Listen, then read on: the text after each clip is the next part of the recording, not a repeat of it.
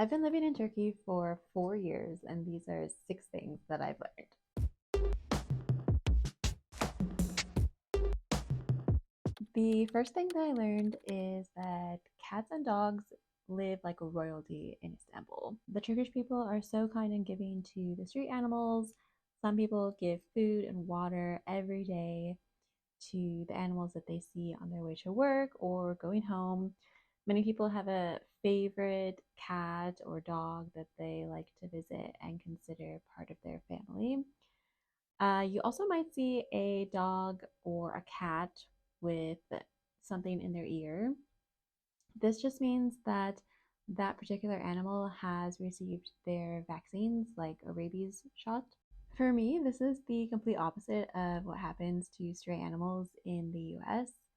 If there is a stray animal, they will usually get picked up by the state animal control and be brought to a shelter where they will receive veterinary care and then be put up for adoption, but they're not allowed to roam around freely like they are in Turkey.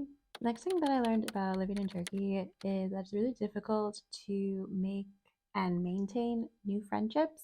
And this might not be particularly for Istanbul, but just being an expat in general, because so many people are coming and going, and it's hard to stay in touch with a lot of people. On the other hand, it does expose you to lots of different cultures and languages, and it's a great way to become more open minded. But as you grow older, you start to value those deeper connections with people, and that becomes more valuable to you. At least it does for me.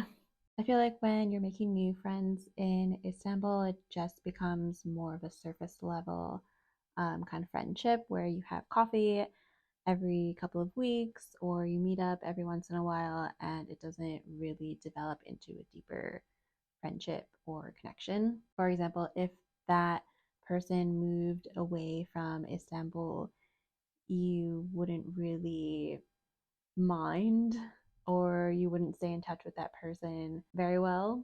Another thing that I learned living in Istanbul is that Turkish culture can be a bit of a culture shock, and it might take some getting used to. From my experience, Turkish people can either be really nice or they can be really rude, and there isn't really an in between. Little things can create a lot of drama. For example, a lot of Turkish people, particularly the men, have a bit of road rage. There have been numerous times that I've seen drivers get out of their car and actually start like fist fighting with each other just because someone cut them off on the road. Another example of Turkish culture that might be a bit unusual is that the Turkish women love gossiping, and they will ask you lots of things about yourself because you're not Turkish and they are just curious, but they usually don't give too much information about themselves to share with you. So this ends up being a bit of a one-sided conversation, and then everything that you tell them usually gets told to everyone else that they know, especially if you're living like in a building or on like the same street. The building across the street might know about you now, so just be careful about what you tell some people. Turkey is the highest consumer of tea in the world. Drinking a cup of tea or coffee throughout the day is integral to Turkish culture. Every workplace has some sort of tea room, and it's very common to take tea breaks during the day. Everywhere you go in Turkey, you'll be able to find lots of cafes that are open throughout the evening.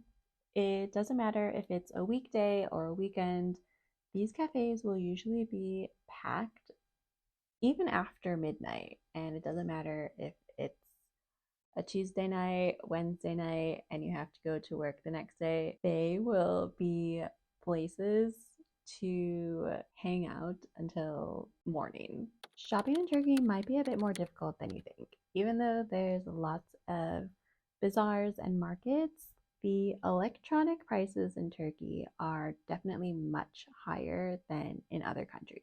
This is because there's a high import tax that the government has on lots of different electronics. I recently had to update my MacBook and my iPhone, and if I were to buy a MacBook Air 13-inch in Turkey, it would come out to this amount, which is around $1,300. That same model in the US is actually this amount, which is $1,000. And this is about a $300 difference, but it gets even more dramatic with the phone. The iPhone in Turkey, the iPhone 15 Pro Max, is this price, which is around $2,300. In the US, the same model is around $1,000, the same as the MacBook. It's more than double the price, and it's because of the taxes. If you're thinking this is just for iPhones, it's also for Samsung and Huawei and all the other phone manufacturers. The reason for the high markup is because the Turkish government imposes a tax on all foreign phones if you want to use it in the country for more than 90 days. The government requires the IMEI number on your phone to be registered with the Communications and Technology Department of the government, which means that you will have to fill out lots of paperwork.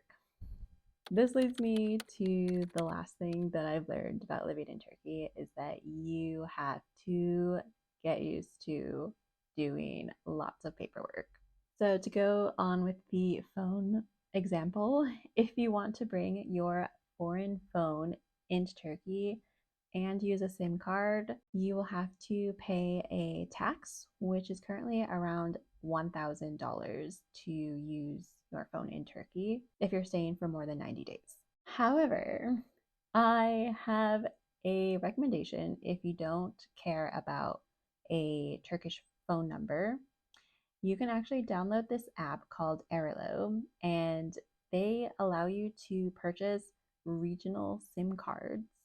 So if you plan on traveling between Europe and Turkey, you can just purchase a regional SIM card and you won't have to worry about changing your SIM card for every new country that you go to because Turkey is considered part of Europe on the Airalo app.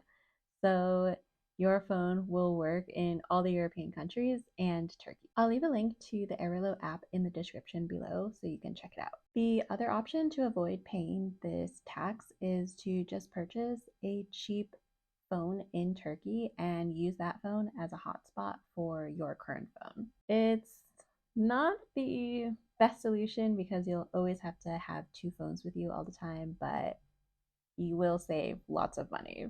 The paperwork definitely does not stop there. If you plan on moving to Turkey, you will have to learn about doing a residence permit application or work permit application. But since I've been here for 4 years, I've gathered all this information and put it into this ebook that I created. It's 64 pages and it gives you all the information you need to know about moving to Turkey, including housing and accommodation, managing your finances, opening a bank account, and choosing a school if you have children, plus so much more information. You can get your copy of this book in the description below. And if you like this video, give it a thumbs up and subscribe for more videos about living abroad.